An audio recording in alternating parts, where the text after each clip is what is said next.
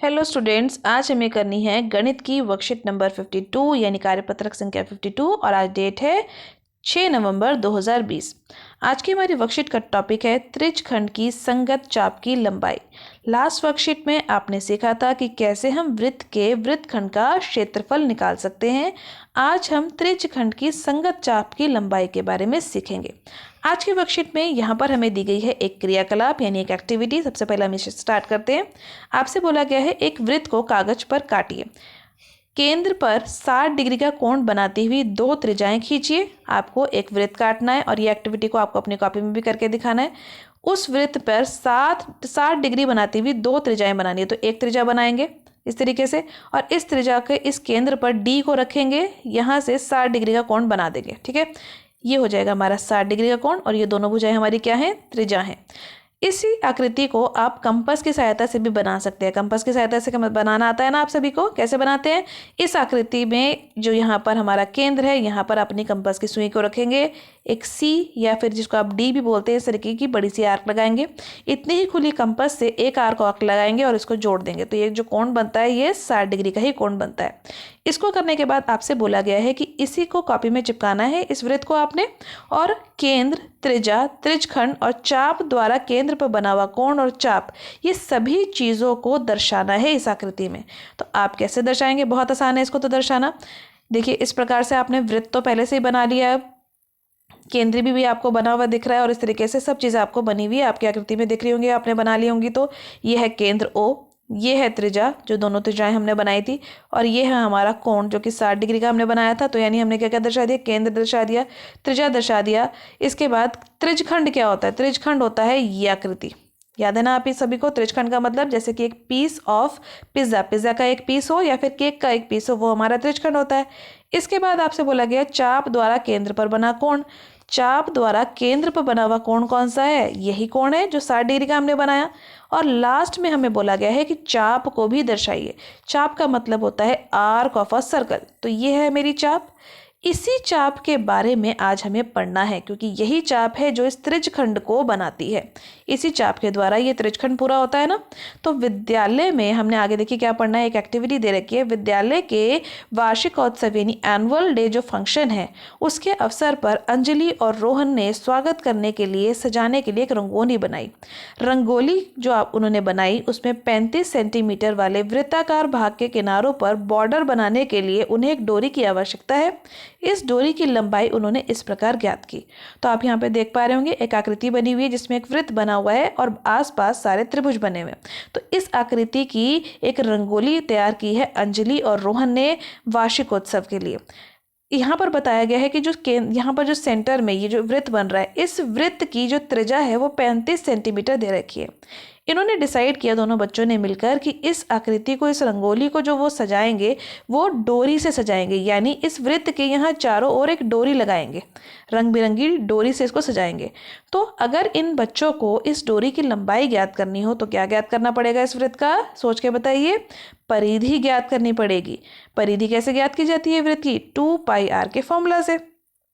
पाई का मान इन्होंने डाला, आर का मान इन्होंने डाला और हल जब कर लिया तो इनका उत्तर आया 220 सेंटीमीटर। इसका मतलब जो डोरी की लंबाई जिसकी आवश्यकता इन्हें पड़ेगी वो होगी 2 मीटर 20 सेंटीमीटर की। इसी प्रकार अब अगली परिस्थिति में हमें बोला जा रहा है कि यदि यह बच्चे ये चाहें कि इस आकृति में इस तरीके से त्रिज्यखंड बन जाए और ये सभी त्रिज्यखंड अलग अलग रंगों से भरे जाएं रंगोली में। आपको पता ना रंगोली कितनी कलरफुल होती है। तो जब इन त्रिज्यखंडों को अलग अलग रंगों से भरा जाएगा तो उसी रंग का धागा या उसी रंग की डोरी यहाँ लगाई जाएगी। ये सोचना चाह रहे हैं कि इस रंग की डोरी हम यहाँ लगाएं। तो हम कैसे बताएं कि ये छोटी छोटी सी जो डोरी हमने यहाँ पे लगानी है, इसकी लंबाई हम कैसे ज्ञात कर पाएंगे? तो चलो देखते हैं आगे की वर्कशीट। यहाँ लिखा गया है बेटा, यदि हम विभिन्न रंगों से रंगोली बनाएं तो प्रत्येक त्रिज्यखंड की संगत चाप के लिए कितनी डोरी की लंबाई की आवश्यकता पड़ेगी? तो यही मैंने आपको बताया था, अगर इस तरीके से विभिन्न रंगों से रंगोली बनाई जाए और इसके जो ये जो आकृति बनी त्रिज्यखंड, इसकी इस भाग पर अगर अलग अलग रंगों के धागे यानी डोरी का इस्तेमाल किया जाए तो हम कैसे बता सकते हैं कि कितनी लंबी डोरी हमें चाहिए होगी। तो यही डोरी की जो लंबाई है जो इस त्रिज्यखंड के लिए हमें चाहिए, यही होती है हमारी त्रिज्यखंड की संगत चाप की लंबाई। तो यहाँ पर देखिए अभी आकृति बनी हुई है। अगर यह आकृति है एक त्रिज्यखंड की, अगर इसी त्रिज्यखंड को पूरे वृत्त के रूप में बना दिया जाए तो ये जो चाप है इस त्रिज्यखंड की, यह चाप इस पूरे वृत्त की किसका भाग है, पूरे वृत्त की परिधि का एक छोटा सा भाग है ये चाप। तो अब आप याद कीजिए कि त्रिज्यखंड किसका भाग होता था। अगर यह एक त्रिज्यखंड है तो ये त्रिज्यखंड का क्षेत्रफल इस वृत्त के किस भाग का या किस हिस्से का किसका हिस्सा है, पूरे वृत्त के क्षेत्रफल का छोटा सा हिस्सा था ये त्रिज्यखंड, और पूरे वृत्त के जो परिधि है उसका छोटा सा हिस्सा है यह चाप। तो आप फॉर्मूला याद कीजिए, आपने कैसे याद किया था कि यदि अगर आपको त्रिज्यखंड का क्षेत्रफल निकालना होता तो आप क्या करते थे, थीटा बटा 360 को गुणा कर देते थे वृत्त के क्षेत्रफल से, क्योंकि वो वृत्त के क्षेत्रफल का छोटा सा भाग होता है त्रिज्यखंड। लेकिन संगत चाप की लंबाई, चाप जो है वो वृत्त की परिधि का हिस्सा है, छोटा सा हिस्सा है ना, तो हम यहाँ पे थीटा बटा 360 को गुणा कर देंगे 2πr से, जो कि वृत्त की परिधि होती है। तो हमारा फॉर्मूला यहाँ पर आ गया। यदि हमें किसी त्रिज्यखंड की चाप की लंबाई ज्ञात करनी होगी तो हमारे पास क्या फॉर्मूला आ गया, थीटा बटा 360 गुना 2πr। अब याद कीजिए कि जो 2r है यानी 2 गुना r जो है वो d के बराबर होता है, 2 गुना त्रिज्या बराबर है व्यास के। तो ये है हमारा 2 और ये है r, ये दोनों अगर मिल जाएं तो ये व्यास बना देंगे। तो हमारे पास यहाँ पर एक और फॉर्मूला है कि थीटा बटा 360 को अगर हम पाई डी से गुणा कर दें तो भी हमें मान मिलेगा त्रिज्यखंड की संगत चाप की लंबाई का। अब इस फॉर्मूला को अच्छे से समझने के लिए हम कुछ उदाहरणों का अभ्यास कर लेते हैं जो आज की वर्कशीट में हमें दिए गए हैं। उदाहरण नंबर 1 में देखिए क्या बोला गया है कि 21 सेंटीमीटर त्रिज्या वाले यानी r का मान आपको 21 दे रखा है वाले वृत्त में चाप केंद्र पर 60 डिग्री का कोण बनाती है। तो इस त्रिज्यखंड की संगत चाप की लंबाई ज्ञात कीजिए। तो आपको सीधा सीधा यहाँ पे r का मान 21 सेंटीमीटर दे रखा है, थीटा का मान दे रखा है 60 डिग्री। अब आप इस फॉर्मूले को अच्छे से याद कर लीजिए कि त्रिज्यखंड की संगत चाप की लंबाई होती है थीटा बटा 360 गुना 2πr। सारे मान आपको दे रखे हैं तो चलो मान डाल देते हैं, यानी वैल्यूज पुट कर देते हैं। थीटा की जगह पे लिखा 60, पाई की जगह पे लिखा 22/7 और आर की जगह पे लिखा मैंने 21। 60 और 360 जब कट जाएंगे तो ये हो जाएगा 1/6। इस 7 को और इस 21 को भी काट दीजिए, क्या बचेगा यहाँ पे 3। तो जब आप इसको हल कर लेंगे, साधारण सी गुना हल करनी है, तो आपका उत्तर आ जाएगा 22 सेंटीमीटर। अब इसके बाद हम शुरू करते हैं प्रश्न नंबर यानी उदाहरण नंबर 2। उदाहरण नंबर 2 में देखिए क्या बोला गया है कि एक 20 सेंटीमीटर वाले तार के टुकड़े को चाप के रूप में मोड़ने पर उसके द्वारा वृत्त के केंद्र पर 90 डिग्री का कोण आंतरिक कोण बनता है। इसकी त्रिज्या की लंबाई ज्ञात कीजिए। आपसे बोला जा रहा है कि एक 20 सेंटीमीटर लंबी तार का टुकड़ा हमारे पास था। उस तार के टुकड़े को इस तरीके से घुमावदार करके यानी घुमाकर एक वृत्त की चाप के रूप में इसको घुमा दिया गया, इसको मोड़ दिया गया। इसको मोड़ने के बाद जब ये वृत्त की चाप का रूप ले लेती है तो ये इस प्रकार की वृत्त का चाप है कि अगर इसके द्वारा वृत्त पूरा बनता तो ये जो इतना सा हिस्सा है, ये जो चाप है, यह चाप केंद्र पर 90 डिग्री का कोण बनाती है। इस प्रकार से इसको मोड़ा गया है। तो यानी बेटा यहाँ पर हमें मान दे रखा है थीटा का 90 डिग्री, और ये जो मेरी सीधी सी तार थी अगर इसको मैंने मोड़ दिया वृत्त की इस प्रकार की चाप में तो ये 20 सेंटीमीटर मुझे यहाँ पर क्या दे रखी है, एल की लंबाई यानी चाप की लंबाई मुझे दे रखी है 20 सेंटीमीटर। तो यहाँ देखिए लिखा है ना एल बराबर है 20 सेंटीमीटर। आपको ज्ञात करना है यानी आर का मान क्या होगा, यानी त्रिज्या का मान इस स्थिति में कितना होगा। तो त्रिज्या का मान निकालने के लिए फॉर्मूला में सभी वैल्यू को पुट कर दीजिए आर को छोड़ के। तो त्रिज्यखंड की संगत चाप की लंबाई है 20, यहाँ पर हमें जो दे रखी है, देखिए यहाँ पर 20 दे रखी थी। थीटा का मान हमें 90 डिग्री दे रखा है, पाई का मान हमने ले लिया 3.14 और आर तो हमें ज्ञात ही करना है। तो अब ध्यान से देखिए 90 और 360 ये क्या हो जाएगा, 1/4 हो जाएगा। इस 1/4 को यहाँ पे लिख लेंगे गुणा 2 गुणा 3.14 गुणा आर। अब इस आर का मान निकालना है तो बाकी की सभी संख्याओं को यानी इस समीकरण को हल करना पड़ेगा।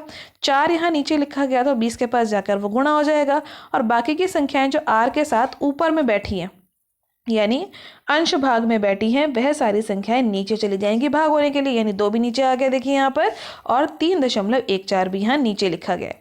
जब आप इसको हल कर लेंगे तो आपका आर का यानी त्रिज्या का मान आ जाएगा 12.73 सेंटीमीटर। कितना आसान प्रश्न था, इसका अभ्यास कीजिए।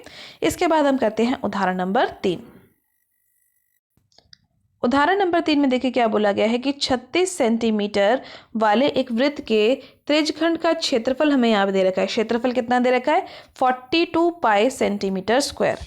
इस त्रिज्यखंड की संगत चाप की लंबाई ज्ञात कीजिए। यानी आपको इस प्रश्न में आर का मान दे रखा है, त्रिज्या का मान दे रखा है, और त्रिज्यखंड का जो क्षेत्रफल है वो दे रखा है 42 पाई, और आपसे एल का मान यानी चाप की लंबाई का मान पूछा गया। तो चाप की लंबाई का फॉर्मूला क्या होता है, एल किसके बराबर होता है, थीटा बटा 360 गुणा पाई आर स्क्वायर।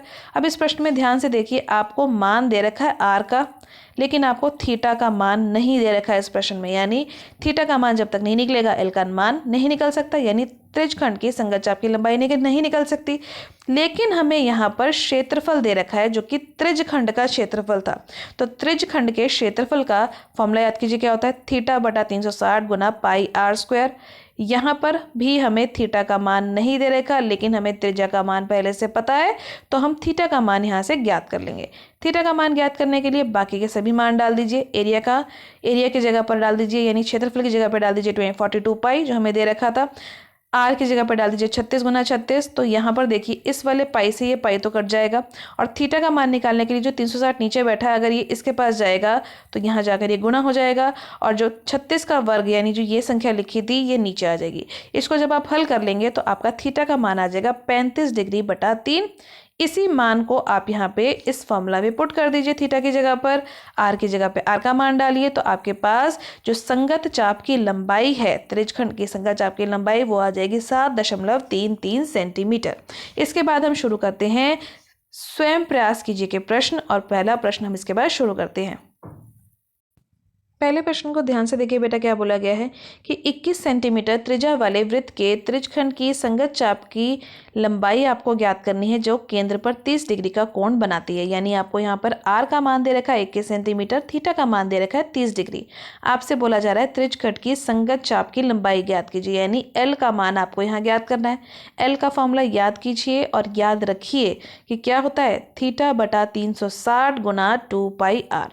थीटा का मान आपको 30 डिग्री दे रखा था, आर का मान आपको 21 सेंटीमीटर दे रखा था। मान डाल दीजिए और हल कीजिए। हल करने पर आपका उत्तर आ जाएगा 11 सेंटीमीटर। हल आप खुद कीजिएगा बेटा और चेक कीजिएगा कि आपका उत्तर 11 सेंटीमीटर ही आना चाहिए। इसके बाद हम कर लेते हैं प्रश्न नंबर 2 शुरू। दूसरे प्रश्न में देखिए क्या बोला गया है कि दी गई आकृति यानी त्रिज्यखंड का परिमाप ज्ञात कीजिए। अभी तक आपने सीखा था त्रिज्यखंड का क्षेत्रफल ज्ञात करना। इस प्रश्न में हम त्रिज्यखंड का क्षेत्रफल की बजाय परिमाप निकालना सीखने वाले हैं।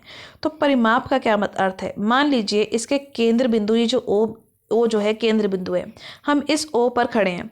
हमें इस त्रिज्यखंड के चारों ओर चक्कर काटकर ओ पर वापस आना है। तो जब मैं इसके चारों ओर चक्कर काटूंगी तो मैं यहाँ पे पहले जाऊंगी, इस आकृति की इस भाग पर चलूंगी, फिर यहाँ पर चलूंगी, फिर इस भाग पर चलकर ऊपर वापस आ जाऊंगी। तो जब मैं इस तीनों भागों पर चली तो ये भाग क्या कहलाता है, त्रिज्या कहलाता है, यानी आर। यानी ये भाग है 10.5। इस भाग को हम क्या कहते हैं, त्रिज्यखंड के संगत चाप की लंबाई यानी एल। और इस भाग को क्या कहते हैं, अगेन दोबारा से त्रिज्या। तो जब आप त्रिज्यखंड का परिमाप निकालेंगे तो आपने 2 बार त्रिज्या पर चला और 1 बार चला त्रिज्यखंड की लंबाई पर, त्रिज्यखंड की संगत चाप की लंबाई पर। तो त्रिज्यखंड का परिमाप क्या हो जाएगा बेटा, आर जमा एल। यानी 2 बार हम इसकी त्रिज्याओं को जोड़ेंगे, 10.5 जमा 10.5, और उसमें एल को जोड़ेंगे। अब एल का मान कैसे ज्ञात करें, फॉर्मूले से थीटा बाय 360 गुना 2 पाई आर। थीटा की जगह पे 60 डिग्री डालिए, पाई की जगह पे डालिए 22/7, और हल जब आप कर लेंगे तो आपका उत्तर आ जाएगा 11 सेंटीमीटर। और त्रिज्यखंड का परिमाप निकालने के लिए इस एल की जगह पर हम क्या डाल देंगे, 11 सेंटीमीटर। 10.5 और 10.5 हो जाएंगे 21, 21 जमा 11 हो जाएगा 32 सेंटीमीटर। इसके बाद शुरू करते हैं प्रश्न नंबर 3। तीसरे प्रश्न में देखिए बेटा क्या बोला जा रहा है कि 36 सेंटीमीटर वाले एक वृत्त के त्रिज्यखंड का क्षेत्रफल 54 पाई सेंटीमीटर स्क्वायर है। इस त्रिज्यखंड की संगत चाप की लंबाई आपको ज्ञात करनी है। तो आपको यहाँ पर r का मान दे रखा है और एक क्षेत्रफल दे रखा है जो कि त्रिज्यखंड का है। आपको l का मान ज्ञात करना है, लेकिन इस प्रश्न में कहीं पर भी आपको थीटा का मान नहीं दे रखा। ध्यान से इस फॉर्मूला को देखिए। इस फॉर्मूला को करने के लिए हमें कौन कौन से मान डालने पड़ते हैं? थीटा का मान डालना पड़ता है और r का मान डालना पड़ता है। पाई का मान हम अपने आप 3.14 या 22/7 डाल देते हैं। यहाँ पर हमें r का मान तो उपलब्ध है, दे रखा है, लेकिन थीटा नहीं दे रखा। लेकिन हमें ये क्षेत्रफल दे रखा है जो कि त्रिज्यखंड का क्षेत्रफल है। इसके क्षेत्रफल के फॉर्मूला का इस्तेमाल करते हुए हम थीटा का मान निकाल लेते हैं, जैसे कि हमने एक उदाहरण में किया था, उदाहरण नंबर 3 में। तो इस थीटा का मान हमने ज्ञात करा वैल्यूज डाल के। चलो वैल्यू डालो, त्रिज्यखंड के क्षेत्रफल की वैल्यू डालो 54 पाई। थीटा की जगह पे कोई मान नहीं डालना, पाई की जगह पे कोई मान नहीं डालना। आर स्क्वायर था, आर स्क्वायर का मतलब आर गुणा आर, यानी 36 गुणा 36, क्योंकि आर का मान यहाँ क्या है? 36 सेंटीमीटर। इसके बाद ये वाला पाई और ये वाला पाई कट जाएगा। 36 एकम 36 और 36 धाम 360, ये भी कट जाएंगे। अब 52 यानी 54, सॉरी बेटा, यहाँ लिखा है 10, यहाँ नीचे लिखा है, तो 10 जब इस 54 के पास जाएगा तो वो गुणा हो जाएगा, और ये जो 36 यहाँ अकेला बैठा था ये चला जाएगा इन दोनों के नीचे। जब आप दोबारा काटेंगे तो 54 और 36 दोनों ही 9 के पहाड़े में आते हैं। एक आता है 6 पे और एक 4 पे, काट के लिख दिया। इसके बाद 6 और 4 भी एक ही पहाड़े में आते हैं, 3 और 2 पे, काट दीजिए। तो अब बचेगा 3 और 10, 3 और 10 की गुणा करेंगे तो 30/2। तो थीटा का मान आपके पास आ जाएगा, 30 का आधा कर दीजिए 15 डिग्री। आपका प्रश्न यहाँ समाप्त नहीं हुआ है बेटा, आपको संगत चाप की लंबाई यानी एल का मान ज्ञात करना था। तो इस फॉर्मूला में यहाँ वैल्यू पुट कीजिए। थीटा की जगह पे 15 डिग्री, पाई की जगह पे 22/7 और आर की जगह पे 36। जब आप इसको हल कर लेंगे तो आपका उत्तर आ जाएगा 9.42 सेंटीमीटर। तो आज की वर्कशीट में आपने सीखा कि किस प्रकार हम वृत्त के जो त्रिज्यखंड है उसकी संगत चाप की लंबाई ज्ञात कर सकते हैं। कुछ फॉर्मूलाज में हमने त्रिज्यखंड के क्षेत्रफल का इस्तेमाल करते हुए थीटा निकालना भी सीखा। इस प्रकार के सभी प्रश्नों का अभ्यास कीजिए, प्रैक्टिस कीजिए अपनी कॉपी में। एनसीईआरटी में इससे रिलेटेड जो भी और क्वेश्चन है उसकी भी ज़रूर प्रैक्टिस कीजिए। आज की वर्कशीट का काम जल्दी फिनिश कीजिए, फोटोज क्लिक कीजिए और अपने सब्जेक्ट टीचर को सेंड कीजिए। आज की वर्कशीट की वीडियो अच्छी लगी हो तो लाइक और शेयर करना मत भूलिएगा। चैनल पे पहली बार आए हैं, वीडियो पहली बार देख रहे हैं तो चैनल को सब्सक्राइब कर लीजिए ताकि आपको अगले आने वाली वीडियो की नोटिफिकेशन टाइम से मिल सके। Thank you for watching students.